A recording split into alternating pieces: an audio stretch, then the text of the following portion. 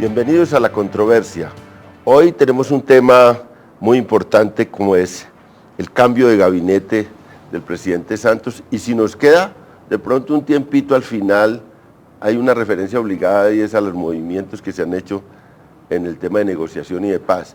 Siempre hacemos este programa en directo, hoy no es indirecto porque el lunes a la misma hora o después, un poco antes de este programa, estarán en un evento especial de lanzar la franja de opinión de Canal Capital, de manera que hacemos este programa y esta advertencia es un poco insólita porque uno siempre transmite que está en directo, pero estamos acá analizando un gabinete que todavía no está plenamente conformado hasta este momento y que lo estará seguramente el lunes. Faltan unas pocas piezas, creo que falta dos ministerios, que es el del Interior y Medio Ambiente. Y el Medio Ambiente. Pero ya está el perfil de este gabinete de un segundo tiempo de Santos, y hoy tenemos unos invitados especiales para analizar un político que está en el corazón de las definiciones del presidente Santos, Guillermo Rivera, parlamentario liberal del Putumayo, representante a la Cámara, y tenemos a Salud Hernández, columnista del Tiempo y analista privilegiada de la política. Bienvenido, Guillermo. Muchas gracias. Bienvenida, Salud. Muchas gracias por acompañarnos en este debate o en esta mirada del gabinete, del nuevo gabinete del presidente Santos. Dicen, una primera cosa es como el sentido de este gabinete. Los analistas, el gobierno está transmitiendo eso. Este es un gabinete con énfasis en lo social y un gabinete de cara a unas negociaciones de paz. ¿Sí cumple ese objetivo este gabinete? Pues yo creo que falta la cartera del Interior un poco para el tema de paz, que es una cartera importante en esa materia, pero yo le agregaría algo en el gabinete. Yo creo que también es un gabinete de recomposición política. El gabinete con que inició el gobierno era un gabinete de un presidente que contemporizaba con casi todos los sectores políticos, con el uribismo, con el pastranismo, con el liberalismo, con la U, y hoy claramente el expresidente Uribe ya está en oposición. Y al interior del gobierno hay personas de los afectos del expresidente Uribe. Y yo creo que ahí hay una recomposición también política. Yo creo que el presidente quiere jugar con las personas y con las organizaciones políticas que están claramente comprometidas con su proyecto de gobierno. Y por supuesto a eso hay que agregarle ahora este enorme desafío que es el proceso de paz que está en ciernes con las FARC. Obviamente pues ya se acabaron los anuncios, ya no pueden seguirlos, no puede seguir siendo un gobierno de anuncios, tiene que ser un gobierno ya de ejecuciones. Luego todos esos elementos juegan en la conformación del nuevo gabinete. Bueno, entonces resumimos, con tinte social de cara a las negociaciones, ejecutor y de recomposición de las fuerzas políticas y del proyecto de unidad nacional. Serían esos 4 puntos. ¿Le suena eso?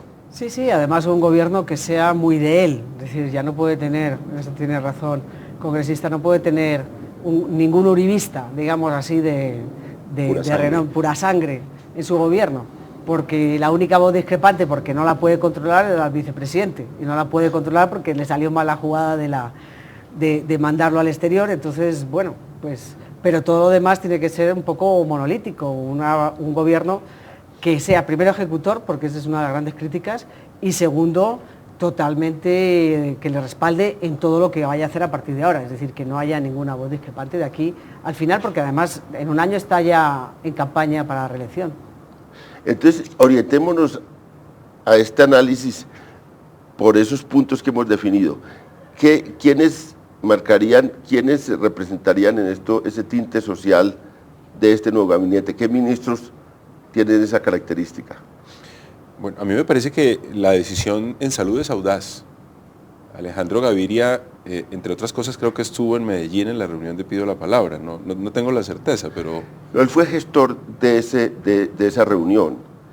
El que está detrás de esa reunión es Sergio Fajardo, o el principal que está, y este fue del equipo de Fajardo y es una persona ligada a Fajardo, pero que es parte de ese movimiento. Pero además, a través de sus columnas en El Espectador había sido, digamos, un crítico muy argumentado, por supuesto, del gobierno. Es una persona técnicamente muy competente, un economista muy respetado en el país. Y creo que desde el punto de vista político y técnico es muy audaz. Pero yo calculo, y además así lo ha dicho el propio Alejandro Gaviria en sus primeras declaraciones, ha dicho cero politiquería en la política de salud pública del país, y así se lo hice saber al presidente. Seguramente fue uno de los temas que acordaron. Por lo tanto, me parece que esa es una decisión muy importante. Tiene que el ministro estar liberado de la clase política, y lo digo yo que soy político, en el sentido de poder liderar una auténtica transformación, porque el sistema de salud colapsó. Era de los más críticos en ese tema específico de la salud. Si hay un tema que le interese al ciudadano de a pie hoy, pues hay muchos, pero digamos, creo que el más importante hoy es el de la salud. Y si se puede transformar el sistema, si se lo puede realmente hacer no solamente en las cifras de ampliación de cobertura. Yo era muy crítico del gobierno anterior porque era reiterativo en decir que nos estábamos aproximando a la cobertura universal, pero resulta que la calidad de la prestación del servicio, el acceso real del ciudadano al servicio de salud es absolutamente precario en este país. Luego, si ahí hay una transformación, me parece que en términos de ejecutoria eso va a ser muy importante. Y creo que en transporte también apostó por una persona que tiene, digamos, experiencia técnica para la ejecución. Lo que la gente está reclamando en la provincia es la ejecución, y ese es un tema también muy sensible para la competitividad, para el crecimiento de la economía. Yo creo que ahí se aplica ese... Hablas de Cecilia Álvarez. De Cecilia Álvarez, sí, se aplica la frase esa popular de que obras son amores y no buenas razones. Luego, si hay ejecución... Peñalosa era un rezago del gobierno de Uribe en este gobierno, y un rezago bastante complicado según las denuncias que se han hecho. Ocurrió. Pero déjame añadir una cosa de Alejandro Gaviria que a mí me parece también inteligente.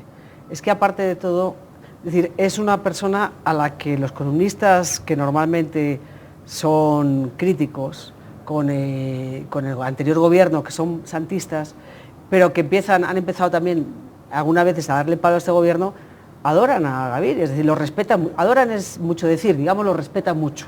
Es decir, que también coge una persona que primero está respetado en la academia, pero está muy respetado por los columnistas que hacen opinión en este país. Entonces también es tener una figura que difícilmente le va a dar palo. Así tiene que embarrarla mucho para que le dé un palo a Alejandro Gaviria, y encima se coge a un hombre fuerte de lo que tú estabas diciendo, a un hombre fuerte de Sergio Fajardo. Me parece una jugada maestra. Bueno, sigamos por ese tema de salud. Vargas Lleras, por ese tema social, Vargas Lleras, que sería ejecutor y está en el punto clave de, vivienda. No, Germán es un gran ejecutor. Sus subalternos normalmente se quejan por la intensidad de trabajo que él mismo orienta. Cuando estaba en Interior, digamos, el volumen de leyes que él lideró, promovió en el Congreso es enorme. Ahora, lo que hay que lograr es que ese volumen, antes de leyes, ahora se convierta en un volumen de soluciones de vivienda para muchos colombianos. Y creo que Germán, digamos, tiene un espíritu, digamos, de intensidad en el trabajo, de metas, de propósitos, y además está jugando su futuro. Eso, digamos, es un hombre que tiene una proyección hacia futuro, y él sabe que en gran medida su futuro depende de las ejecutorias que él logre materializar como ministro. Ahora es más fácil hacer leyes que viviendas, creo, ¿o qué? No esté tan seguro. No, pero sí, yo creo que al final es más fácil entregar 20 leyes que entregar 500.000 viviendas, ¿no? Yo sí creo que es difícil, o 100.000 viviendas. No, pero Germán está jugando todo. Germán está haciendo la jugada inteligente que hizo en su día Juan Manuel Santos con Uribe. Es decir, está en la banca esperando su turno. Y esta vez, como ya le salió mal anteriormente cuando movió la silla de Uribe, ahora no va a mover la silla a Santos, y va a esperar tranquilo. Es decir, va a esperar tranquilo, y yo creo que más adelante, en un año, Germán es de los que va a dar un salto de pronto a la embajada en Washington, algo al exterior. Es decir, él va a jugar un año más en política, entregar estas viviendas y ya empezar a pensar en el más allá, que el más allá es el 2018 o el 2014 si Santos no va, que seguramente irá, y es más pensar ya en el 2018. Entonces, pero esa es una figura destacada, es decir, Germán Vargas, para bien o para mal, es una ficha fuerte, es una apuesta. Sí, y siempre... eso tiene todo, digamos, en realidad para hacer las 100.000 viviendas de parte del gobierno central, tiene dificultades abajo en terrenos, en la ejecución, en el tema local, pero tiene una ley que le dio toda la facilidad a él, y hay plata. Es que era pero no es suficiente, en Colombia no es suficiente la plata.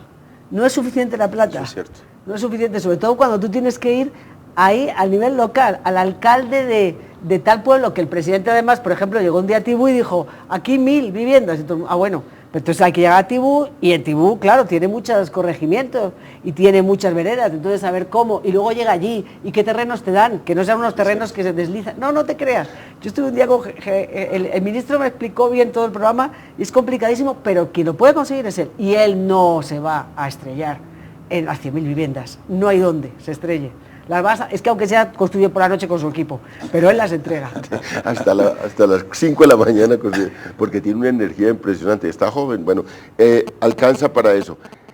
Ratificaron el ministro del Trabajo, Partido Liberal, que también es la otra cartera social.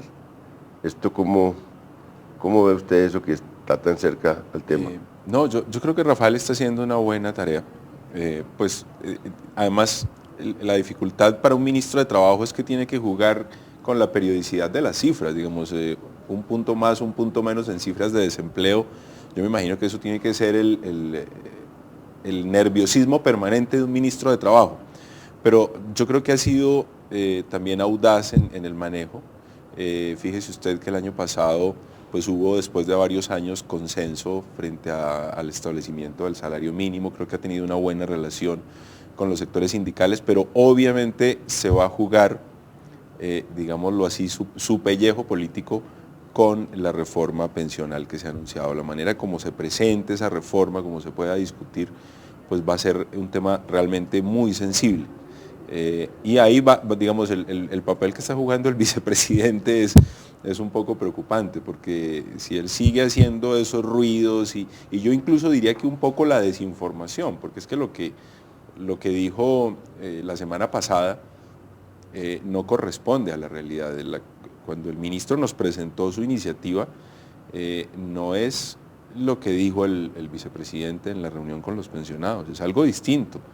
Luego ahí tiene, digamos, un problema el gobierno, y en particular el ministro Pardo, pero yo creo que lo va a sortear bien, y creo que en medio de un ministerio que, digamos, no es tan popular, es mucho más popular hacer casas que ser ministro de Trabajo, pero en medio de eso creo que lo está haciendo bien. Y vi la última encuesta, vi que después de Germán Vargas Lleras, el ministro, en un listado de personajes públicos, no necesariamente ministros, después de Germán Vargas Lleras, de los ministros, el que tiene imagen más favorable es Rafael Pardo.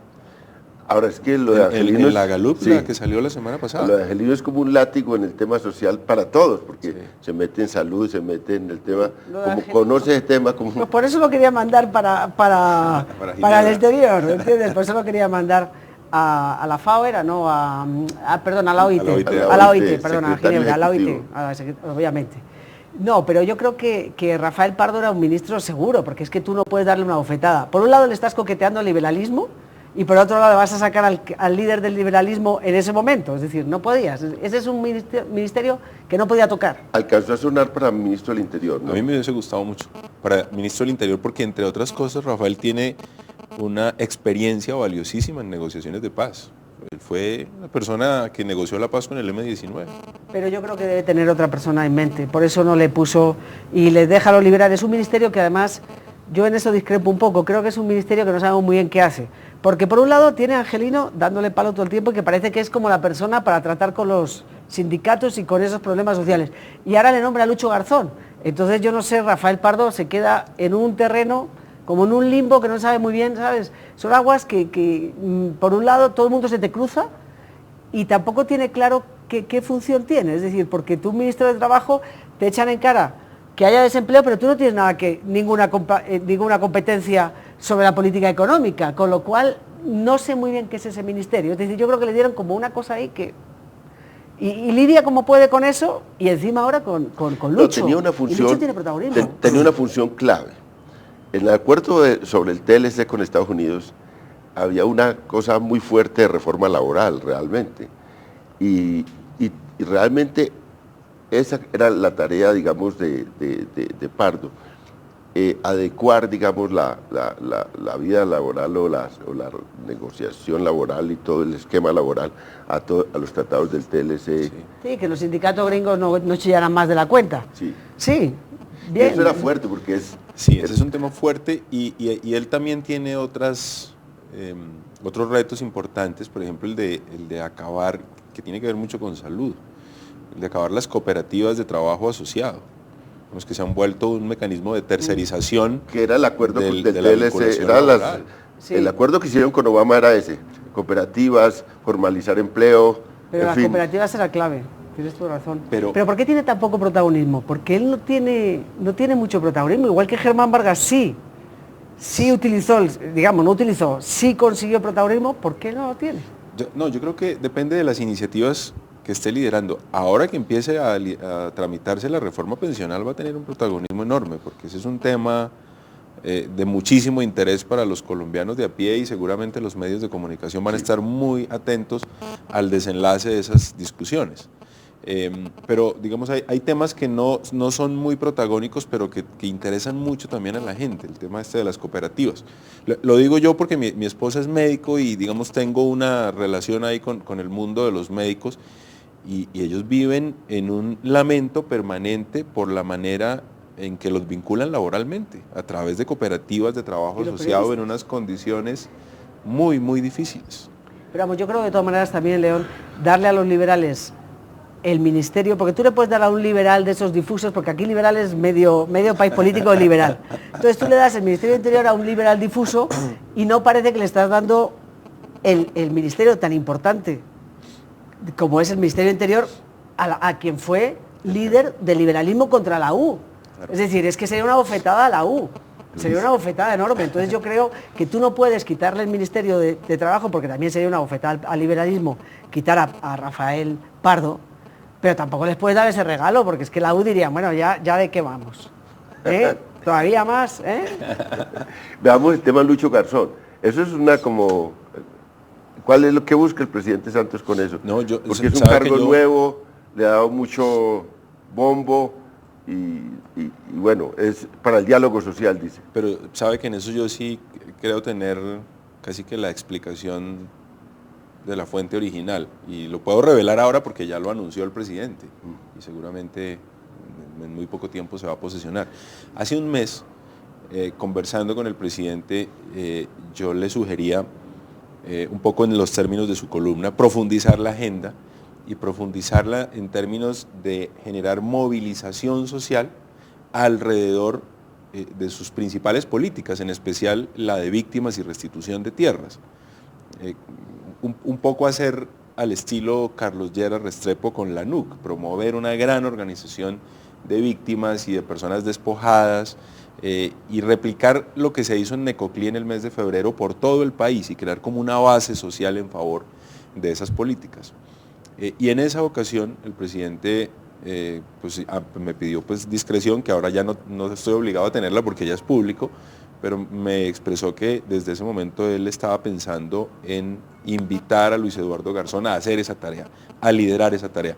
Luego creo que eso es lo que él va a hacer, a convertirse en un agente del gobierno para promover una gran movilización social por todo el país en favor de esa política y yo creo que ahora en favor del proceso de paz. Pues por esa columna me he ganado yo el mote de ideólogo del régimen de los uribistas, porque está haciendo cosas que yo dije en esa columna. Sí, no, yo creo que, no sabía eso, pero no me extraña nada, yo creo que va en esa línea. El presidente necesita base social, es decir, él necesita pueblo, meterle pueblo a su gobierno. Y a él le queda como complicado, pues sí, ha hecho esta gira de rendición de cuentas y se pone el sombrero volteado y baila un poquito, pero necesita movilizar la gente, la base social, a favor de las políticas y del proceso de paz que en Bogotá y en los cenáculos bogotanos y en los columnistas bogotanos queda muy bonito, pero vaya y cuéntelo, eche el cuento en el Putumayo, eche el cuento en el Huila, eche el cuento en Nariño y eche el cuento en Arauca, a ver cómo suena. Y Lucho, si ahí popular, porque ese tiene un entronque con el movimiento social grande, pues una historia. Yo creo que tiene el feeling para eso, ¿no? Pero vamos a ver con Angelino, ¿no? Vamos a ver con Angelino porque eso va a ser... Venía para acá, me contó entonces Lucho que iba a comer o a encontrarse con Angelino, porque la gente ha visto como que es el contra Angelino, mejor dicho, es este puesto. Están en los mismos terrenos, muchas cosas están en la misma... Y el jefe de la central de la CGTD, que es como un interlocutor de Angelino, salió a protestar por eso, Julio Roberto Gómez. Sí, muy duro además. Que era una ofensa contra Angelino, montaron a alguien para que le iba a quitar todas las funciones a Angelino. Lo que pasa es que yo sí creo que Angelino ahora tiene más voz, pero va a tener muy poca movilidad para irse a... Es que le quedan meses todavía de recuperación, ¿no? Para irse a trabajar con la gente y a la reunión en Urabá, la de tal parte, eso no va a ser posible. Pues yo creo que su mujer esta vez sí le va a atar a la silla, porque es que si se mueve, pues es que la recuperación es que no ha tenido cualquier cosa y además se le nota su aspecto físico que está todavía mal, es decir, está en recuperación, necesita unos meses, como dices, y eso le quita, y eso le da campo a Lucho, que desde luego no va a perder la ocasión, sí. Y eso no lo va a perder. Y además es que yo la fortaleza física de Angelino me impresiona, porque uno con 5 bypass y después con este otro troletazo en el cerebro, el corazón y el cerebro impactados y bueno, sigue en la actividad. Pero bueno, este es como un área social. El tema de paz, todavía eso está muy, digamos, muy poco claro. ¿Quién va a ser el que va a encabezar ese proceso de paz? ¿Quién, digamos, va a asumir una posición similar a lo de alto comisionado? O en fin, ¿quién va a tener en sus manos la política de paz de Santos? ¿Usted tiene alguna información? No la tengo. no la tengo. Tengo intuición. Cuando Santos fue ministro de Defensa tenía 2 viceministros de Defensa. Uno era Juan Carlos Pinzón, que es hoy el ministro de Defensa y ha sido ratificado y es un hombre que goza claramente de la plena confianza del presidente. El otro viceministro de Defensa se llamaba Sergio Jaramillo, hoy consejero presidencial, el hombre que redactó el acto legislativo para la paz y estuvo ahí en la discusión del mismo en el Congreso. Por eso mi intuición me indica que la persona que goza de la mayor confianza para ese proceso es Sergio Jaramillo. Y digamos ha tenido un papel, como decimos coloquialmente, de bajo perfil en todo esto, pero yo creo que es el hombre de confianza y la persona que está moviendo los hilos de esa negociación. De tal manera que pues suenan muchos nombres con experiencia, Juan Gabriel Uribe, pues sonó el propio Horacio Serpa, algunos se atrevieron a decir que Luis Eduardo Garzón iba a ser una especie de consejero de paz, pero creo que el hombre fuerte ahí es Sergio Jaramillo. Ha sonado también Enrique Santos, el hermano del presidente. Pero ese no puede ser nombrado. No, pero puede hacer muy buenos oficios, seguramente. No, Enrique Santos es el que está participando en las conversaciones con la guerrilla y va a seguir participando en las conversaciones con la guerrilla. Enrique Santos, pero como dices, no puede ser nombrado, no necesita nombrar, ¿no?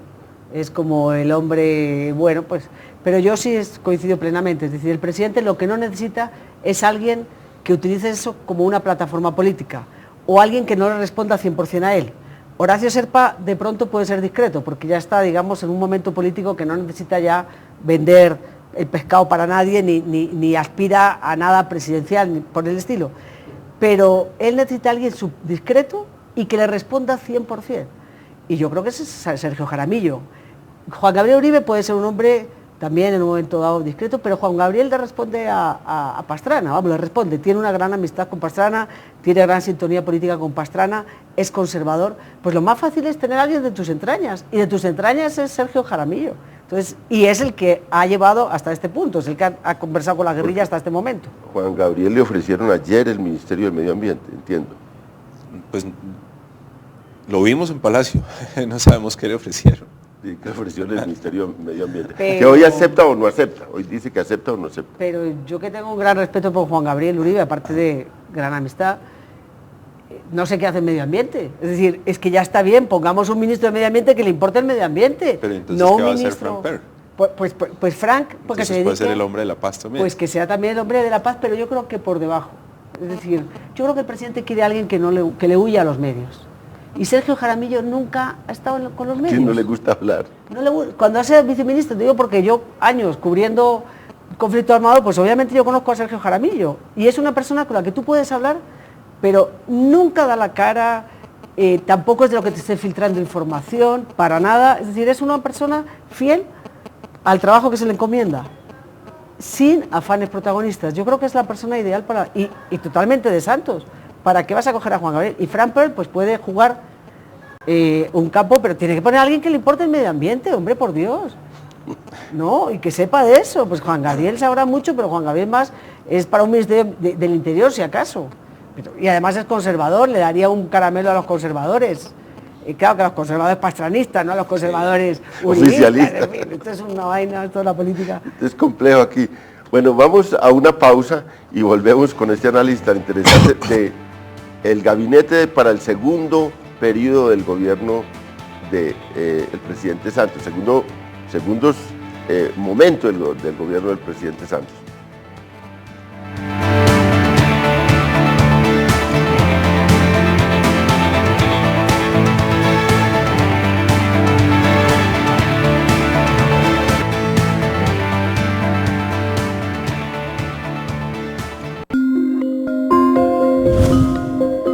Ya regresa el análisis en La Controversia. Atención instituciones, estudiantes e interesados en presentar los exámenes del ICFES. No podrán ingresar al sitio de aplicación elementos no autorizados como celulares, aparatos electrónicos, impresos o escritos, maletines, etc. Solo podrán ingresar al sitio de aplicación documento de identidad válido, lápiz de mina negra número 2, borrador y tajalápiz. Evite sanciones y anulaciones. Más información en www.icfes.gov.co. ICFES, mejor saber. El cine colombiano anda sobre ruedas y está de viaje por todo el país. Súbete a este recorrido y disfruta totalmente gratis de películas, cortos y documentales nacionales en distintos municipios del país. Colombia de Película pone a rodar el cine nacional. Para mayor información ingresa en www.mincultura.gov.co.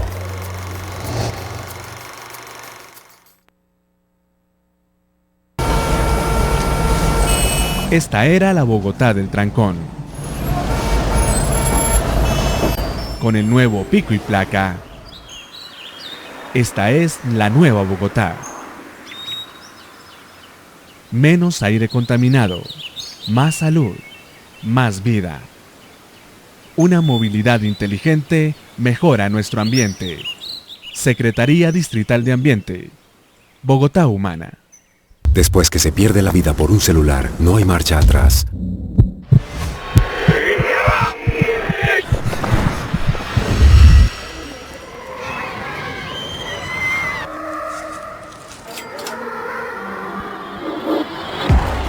No financie, no compre y venda celulares robados. Detener el comercio ilegal de celulares también es su responsabilidad.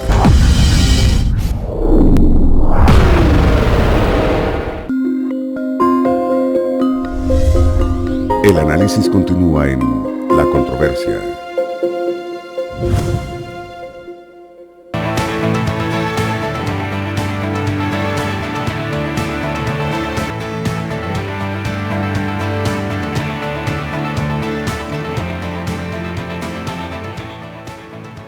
Estamos en La Controversia, Canal Capital, Televisión Más Humana, haciendo estos programas de opinión sobre temas vitales para el país. Ahora estamos analizando este gabinete, este nuevo gabinete del presidente Santos, y vamos al pulso político para ver opiniones antes de que se conforme todo el gabinete, con lo que hay hasta este momento, opiniones sobre el gabinete del presidente Santos en el pulso político.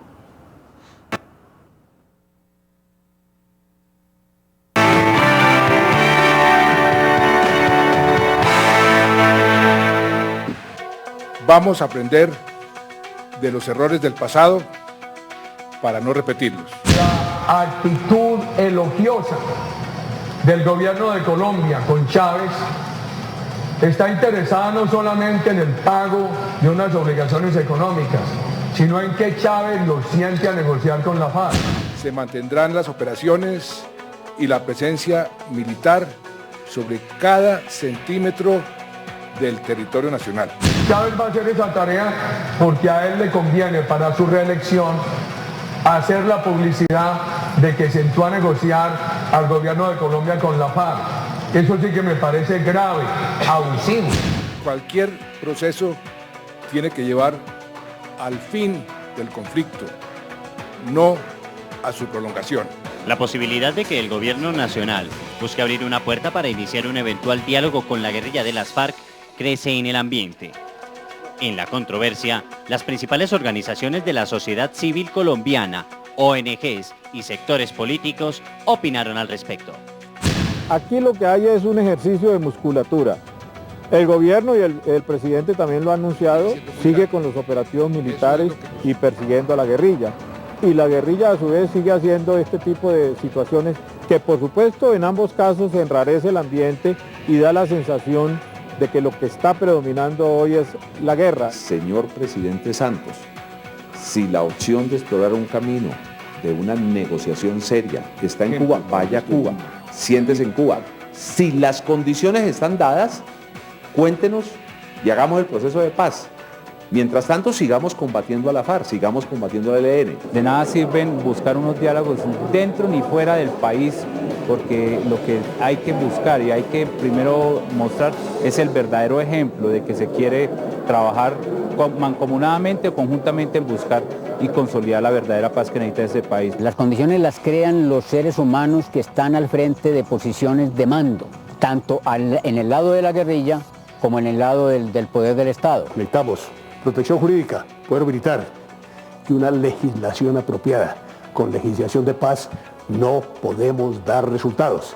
Todo está en beneficio de los terroristas. El papel de los militares en una democracia es obedecer.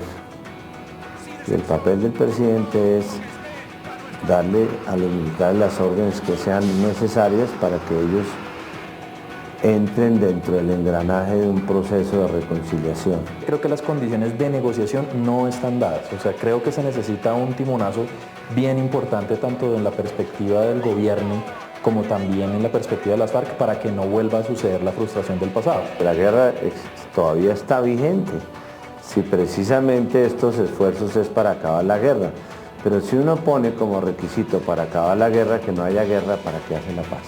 Ya estaría hecho.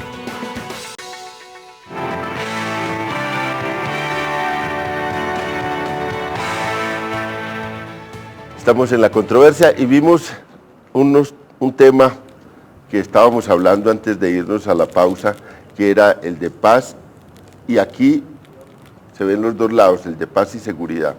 Y terminamos diciendo que la persona que se intuye acá que va a ser el que lleve las riendas del tema de paz es el consejero Jaramillo, Sergio Jaramillo, consejero de seguridad. Van a estar muy ligados. Y vamos a hablar de eso, la ratificación de Pinzón, este tema de paz en función de este segundo tiempo del gobierno Santos.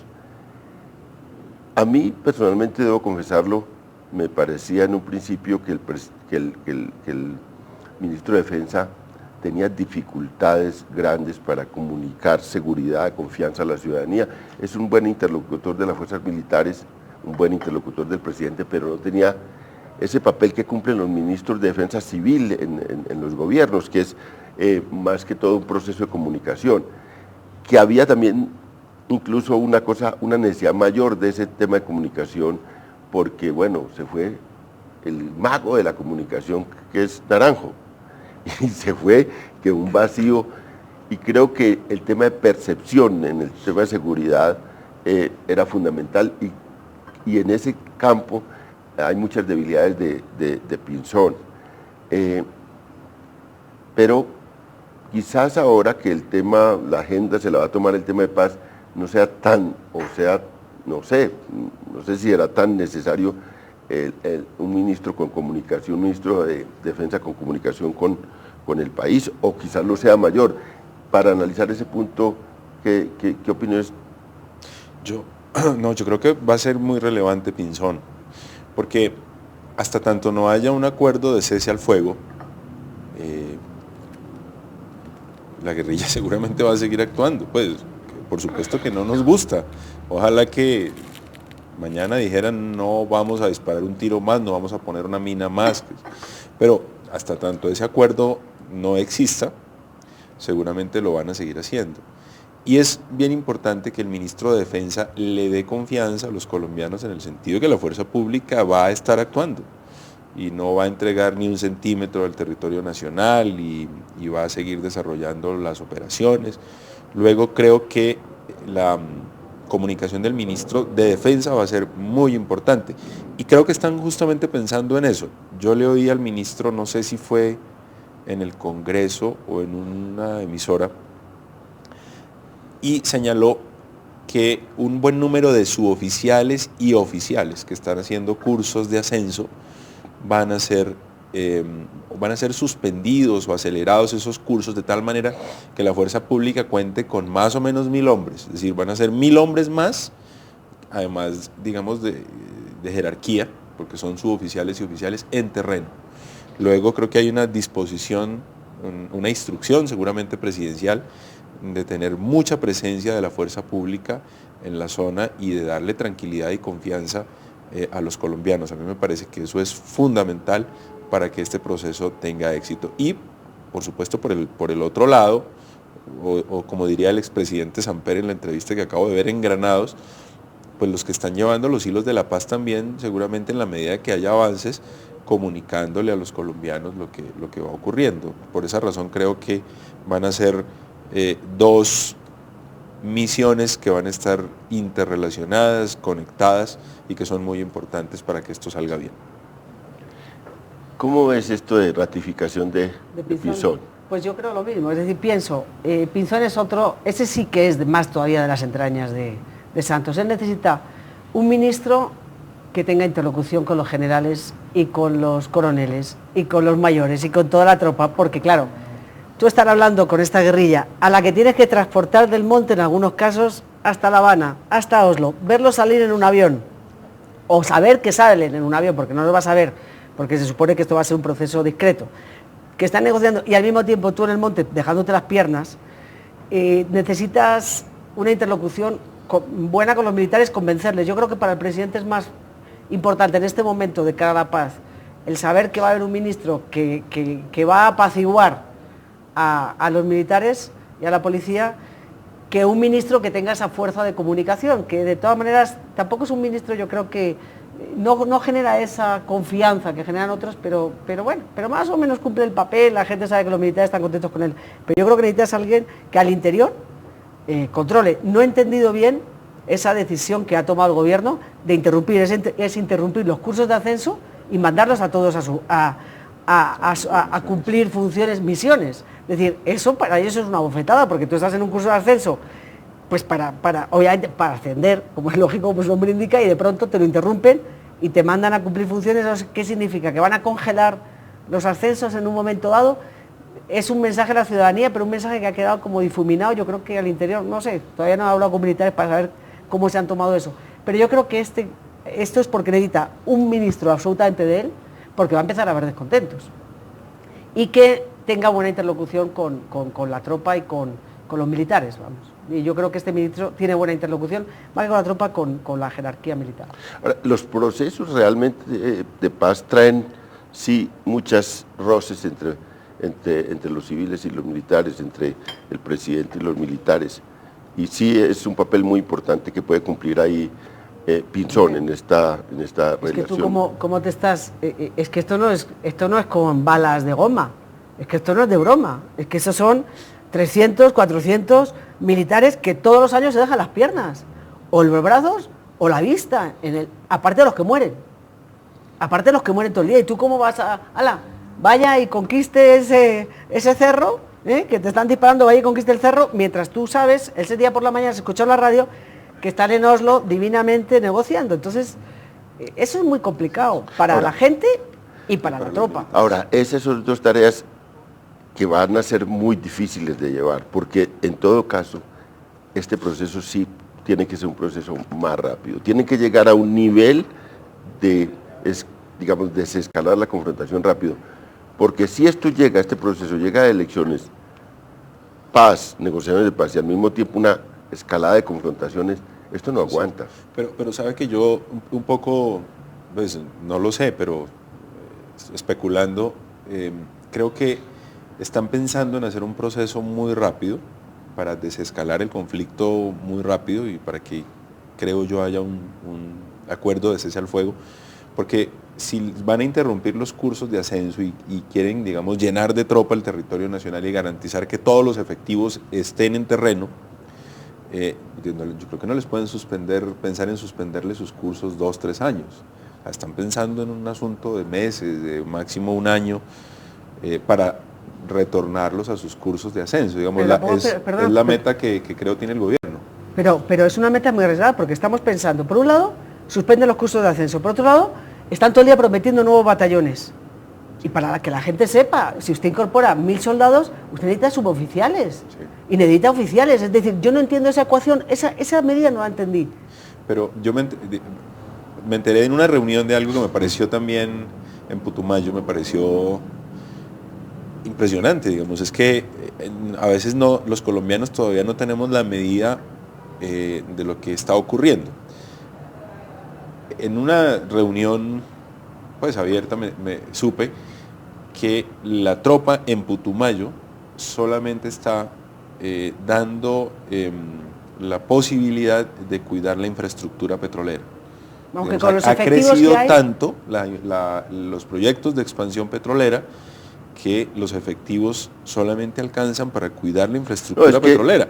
Y eso, si eso ocurre en Putumayo, que no es un gran productor de petróleo, no me quiero imaginar lo que está ocurriendo en el resto del país, donde hay zonas de mayor producción petrolera. En Arauca, entonces, el 80%, hay problemas serios. Nosotros yo calculaba que el 70% por las investigaciones que hacía en Arauca estaba dedicado a eso, y hablé con Navas, y me dice Navas, no, León, el 80% de la fuerza pública en Arauca está dedicada a cuidar la infraestructura y no está en una acción ofensiva contra la guerrilla. Es que en Putumayo los batallones más grandes de acción ofensiva, contaba alguien, están dedicados a cuidar la infraestructura petrolera. Pero acuérdense, perdón un momento que te interrumpa, acuérdense que cuando la guerrilla lanzó una ofensiva durante el gobierno Pastrana muy dura contra las torres de energía, yo me acuerdo porque yo iba mucho entonces al Catatumbo, el batallón, por ejemplo, que había en la Gabarra, lo sacaron de la Gabarra de un día para otro, nunca volvió para cuidar las torres de energía en Antioquia. Eso me acuerdo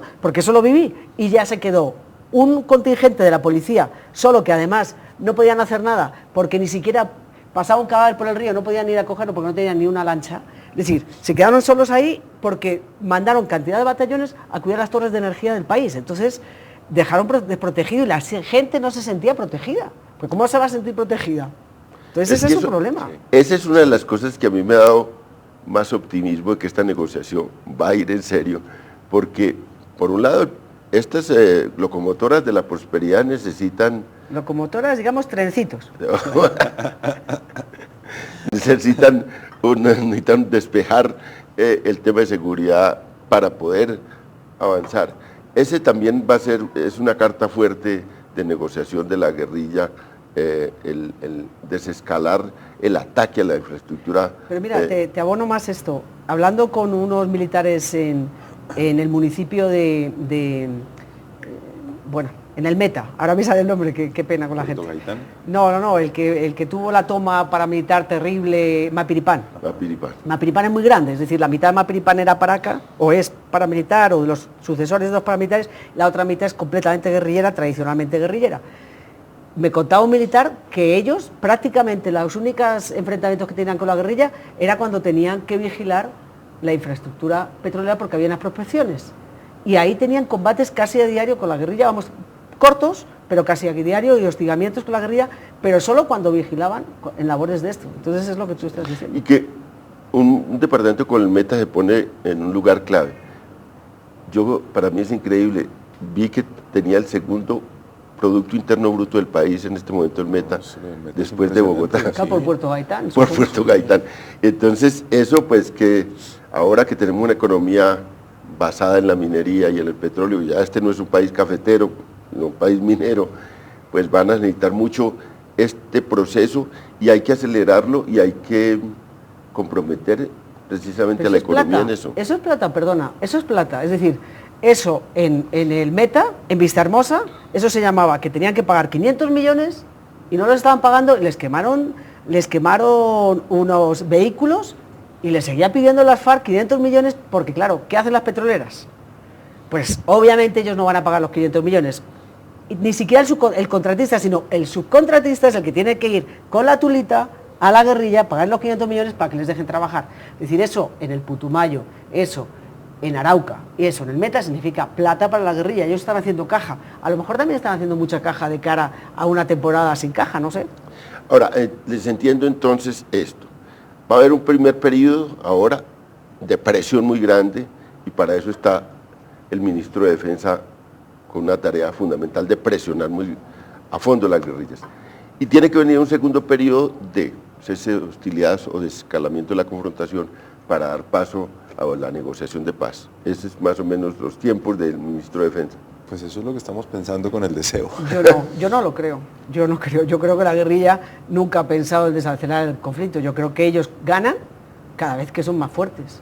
Es decir, es que esa es la verdad. Es decir, si yo soy Timochenko, ¿qué le estoy diciendo a mi tropa? Dele duro, porque el país se me arrodilla cada vez que yo doy más duro. Pero hay una lección de las del Caguán, sí. Y es que en 2002, en pleno auge de campaña, sí, se mantuvieron esas acciones y el presidente Pastrana no tenía ninguna posibilidad de mantener en medio de elecciones esas negociaciones de paz con un escalamiento del conflicto como que había. Sí, digamos, bueno, la gente que ha hablado con los dirigentes de las FARC dicen que eso es otro mundo, que es es un universo distinto. Totalmente. Pero yo no he tenido esa posibilidad, pero lo que creería es que pues seguramente aprenderán de su propia historia. Y es un poco lo que dice León, digamos, recuerdo el secuestro del senador Hechen, que fue el que precipitó el rompimiento de los diálogos del Caguán y precipitó la elección de Álvaro Uribe, entre otras cosas, pues porque recuerde usted que más o menos hasta enero del año 2002, en las encuestas Horacio Serpa era el presidente, y en febrero apareció la primera encuesta en que Álvaro Uribe ya lo superaba. Digamos, entre febrero y mayo, que fue la elección presidencial, Álvaro Uribe empezó a cabalgar en las encuestas y pues finalmente ganó en primera vuelta.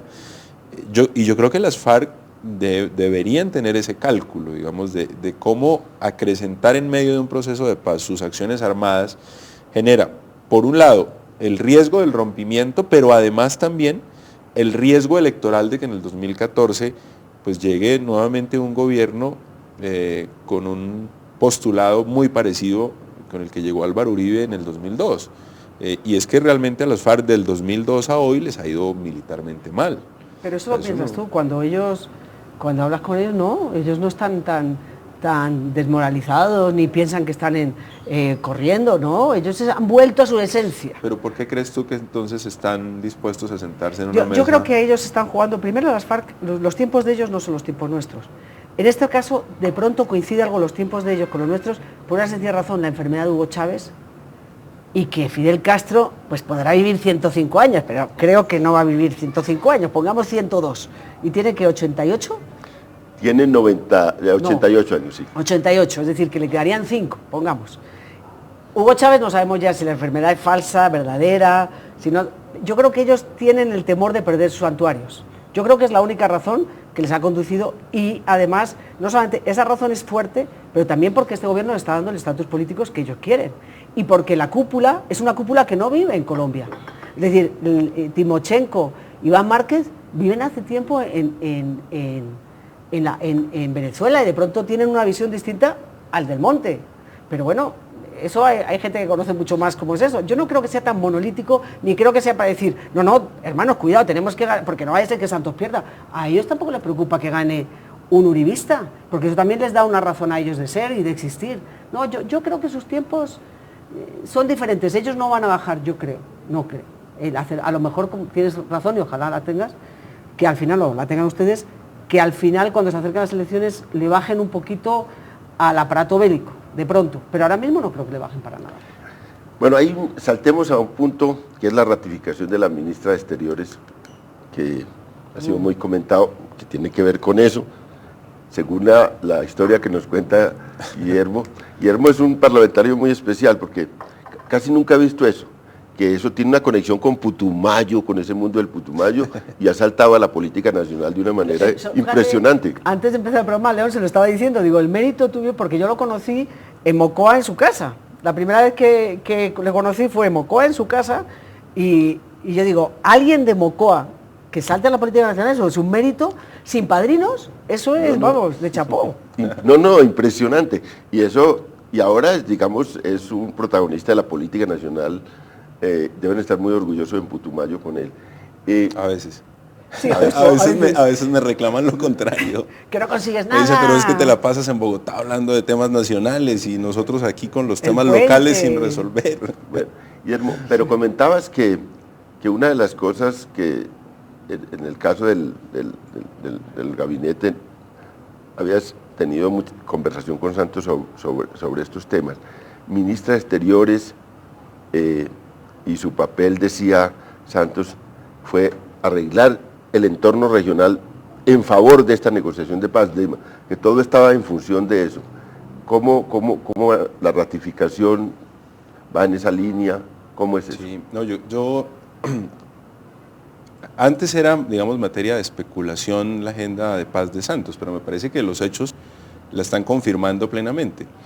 Y creo que, yo no sé si desde que Santos fue elegido, desde que se posesionó, pero el curso de los acontecimientos en varios frentes indican que él tenía en su mente, en su propósito, llegar a un acercamiento con las FARC y ojalá lograr la paz. Porque entonces son varias cosas. El encuentro en la Quinta de San Pedro Alejandrino, 2 o 3 semanas después de que se posesionó el presidente Santos, el encuentro con Chávez. No, algo así, eso fue inmediato. Es más, lo anunció el día de su posesión. Yo recuerdo en la Plaza de Bolívar, en su discurso, que iba a buscar una recomposición de las relaciones con Chávez a través del diálogo. Rafael Correa estuvo el día de la posesión de Santos, estuvo sentado ahí, muy cerca de Santos, y se quedó en Bogotá y conversaron. La canciller María Ángela Holguín pues, ha tenido un papel muy importante en términos de la recomposición de las relaciones con los vecinos, pero además con el resto de países de Sudamérica, porque es que el problema del expresidente Uribe no era solamente con Correa y con Chávez. Si bien se hablaba con los demás, era una relación tensa. Colombia se estaba convirtiendo en la isla de Sudamérica. Entonces hay, digamos, un entorno exterior de recomposición que favorece, digamos, todos estos caminos de paz en el frente externo, y creo que pues María Ángela Holguín ahí ha tenido un papel por instrucción del presidente. Y incluso, aquí voy a comentar algo que de pronto me va a costar algún reclamo de una muy buena amiga, pero digamos lo voy a decir un poco para dimensionar hasta dónde en el tema exterior ha llegado la apuesta de Santos. Hay críticas fundadas, yo creo que son críticas fundadas, de la posición que ha asumido o que ha venido asumiendo el gobierno colombiano frente al sistema interamericano en materia de derechos humanos. Y creo que eso hace parte de la agenda de tener una mejor interacción aquí en el hemisferio sur, que ha llegado incluso a generar ruidos con las reformas al sistema interamericano. Entonces, esa es la apuesta en el frente externo. Y en el frente interno, pues una agenda legislativa como la Ley de Víctimas y Restitución de Tierras, pues el propio acto legislativo para la paz, y me dicen que uno de los borradores del proyecto de ley de desarrollo rural es digamos, de avanzada. Yo conocí algún borrador, no conozco el último, el que se está discutiendo con las minorías étnicas, pero hay toda una agenda del presidente que tenía el propósito de llegar en las mejores condiciones a este momento.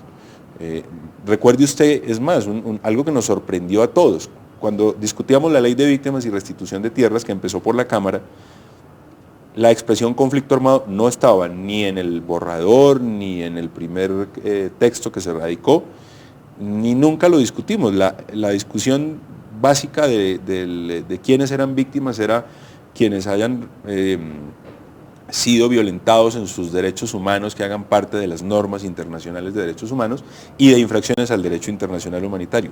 Cuando el texto llega al Senado, y Juan Fernando Cristo podrá corroborar lo que estoy diciendo, él recibió una llamada del propio presidente de la República y le dijo, le tengo una sorpresa, reunámonos, en fin, y se reunieron y le dijo, mire, yo quiero que en el texto de la ley de víctimas quede expresa la palabra conflicto armado.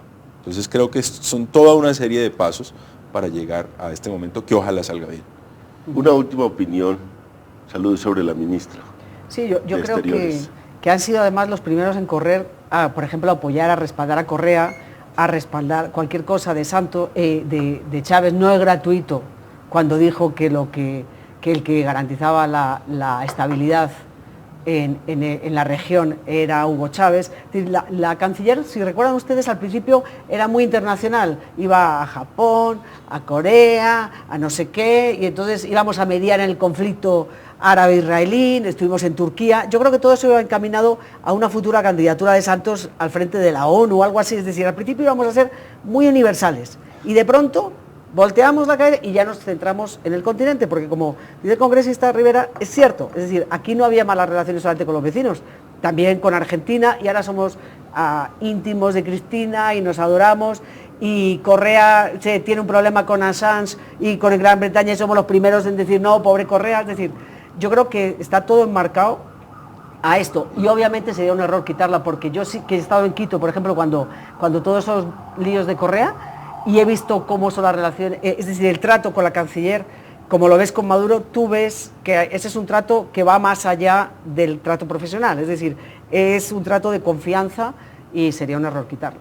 Pero además, Salud me hace recordar que cuando el presidente Santos empezó a apoyar la ley de víctimas, los amigos de Uribe dijeron, es que quiere ser secretario general de las Naciones Unidas, esa es su apuesta. La verdad es que quiere ser premio Nobel de Paz. No, bueno, siempre ha querido ser las dos cosas, tampoco, y eso tampoco es malo, ha querido ser siempre, eso sí, pero acordaros que al principio, es decir, ¿qué tenía de sentido una visita a Turquía? La única clave era porque querían ser los negociadores, unos coordinadores en esa negociación. No, yo creo que ahora se ha centrado en esto y ella es una buena... Lo de UNASUR con María Emma, es decir, no, yo creo que todo está enfocado a esto. Bueno, terminamos con esta idea que todos estos planes, tanto internacional, regional, va en función de un proyecto de paz y bueno, es notorio en toda la agenda el tema. Muy buenas noches y los invitamos el próximo lunes a La Controversia aquí con otro tema de actualidad y otros invitados especiales para debatir y tratar de generar cultura política en Bogotá y en el país. Muchas gracias a los invitados.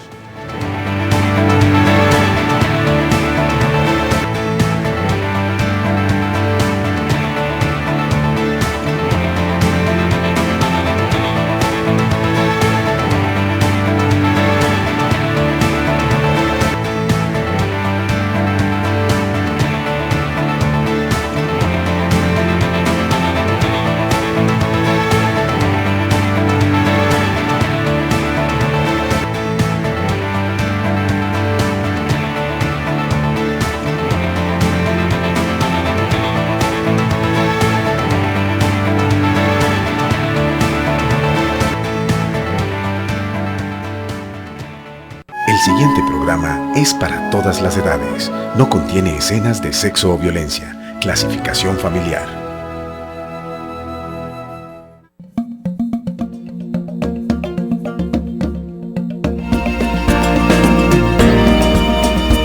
Hagamos memoria.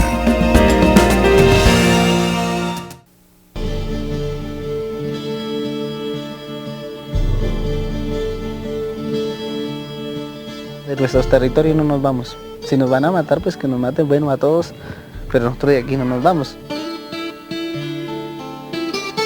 Cuando se presentan combates entre el ejército colombiano y la guerrilla de las FARC, los indios nazas se rehúsan a abandonar sus territorios ancestrales. Tanto que durante las hostilidades ellos se refugian en sus albergues temporales, cubriéndose con banderas blancas. La Guardia Indígena, compuesta por voluntarios de todas las edades, protegen a los nazas de los grupos armados. Las únicas armas de la Guardia Indígena son el diálogo, su nombre y sus bastones, símbolos de autoridad. 16 de marzo de 2008, Lurbe Esque, guardia indígena nasa, muere por un tiro de mortero de las FARC.